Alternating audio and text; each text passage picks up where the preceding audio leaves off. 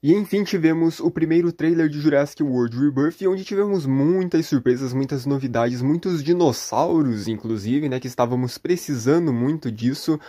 Um dia antes a gente já sabia que iriam existir alguns dos dinossauros que acabaram aparecendo no trailer, né, como o Spinosaurus, o Tiranossauros até mesmo. Mas, no meio de todos esses dinossauros,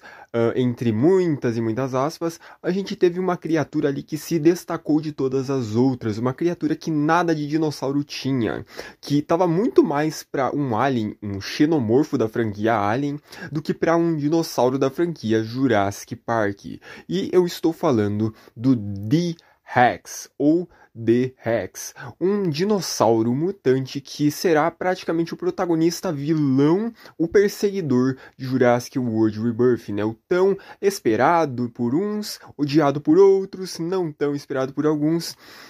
que estará no filme e que promete ser uma criatura diferente dos híbridos que tivemos em Jurassic World e em Reino Ameaçado. Não sendo híbrido, mas sim uma mutação por conta dos anos que se passaram dentro desta ilha intacta, onde basicamente a InGen surgiu com as suas primeiras instalações, onde rolaram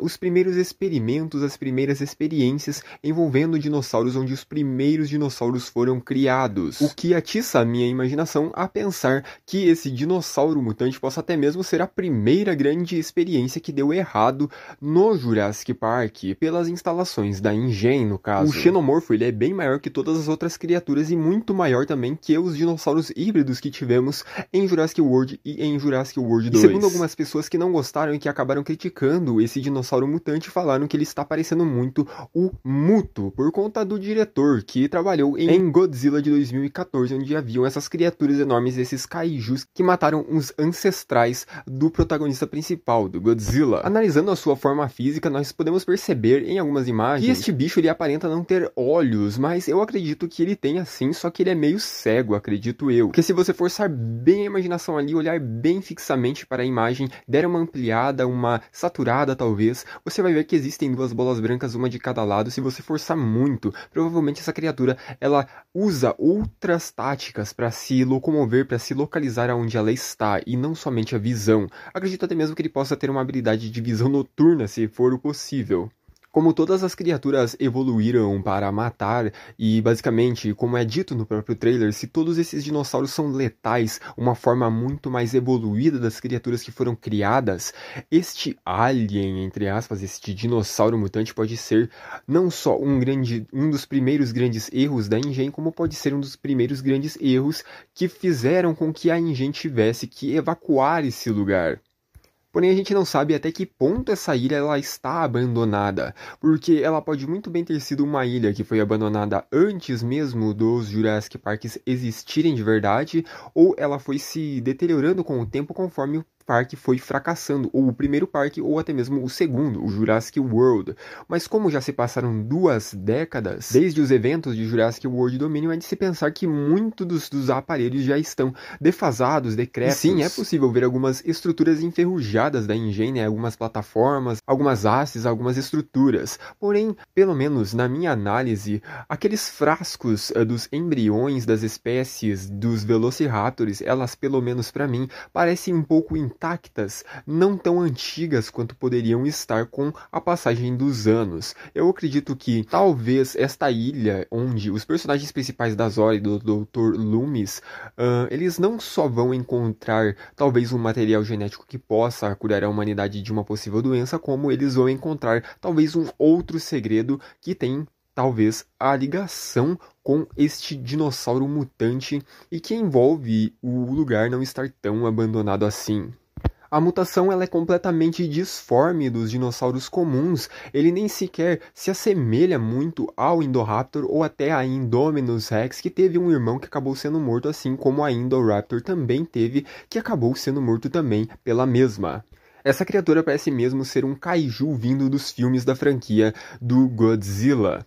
E outro ponto também que me faz acreditar que esta ilha não está tão vazia e não está tão desativada assim pelos membros da InGen é que em uma das cenas do trailer mostram o dinossauro mutante andando, vagando pela ilha, aparecendo para os personagens, mas também sendo parte de uma cena onde ele está contido, mas algumas pessoas com trajes especiais estão uma dentro de uma cápsula onde a criatura está e outra fora, que também faz uma referência ao primeiro Godzilla, onde há toda aquela cena com o ator que interpreta o Walter White e sua mulher meio que tendo que ter uma decisão ali rápida, e ele acaba matando a sua esposa, né, de uma forma muito bizarra, para que uma criatura não escapasse daquele lugar, né, que no caso eram os Mutos. E falando sobre referências a este dinossauro mutante, eu queria até mesmo ressaltar aqui algumas das referências que não só a mim remeteram, como a outras pessoas e que eu acabei vendo pela internet, pelos twitters da vida, que são as estéticas que o próprio diretor usa em outros filmes que ele já fez, e também umas estéticas que lembram outros filmes, como por exemplo o Alien Romulus, no caso de todas as luzes vermelhas, e por conta de Alien Romulus ter sido recente, meio que uma revigorada na franquia Alien, e o Xenomorfo, né, sendo basicamente o dinossauro que nos foi apresentado, sendo um dinossauro mutante muito parecido, né, com o Xenomorfo.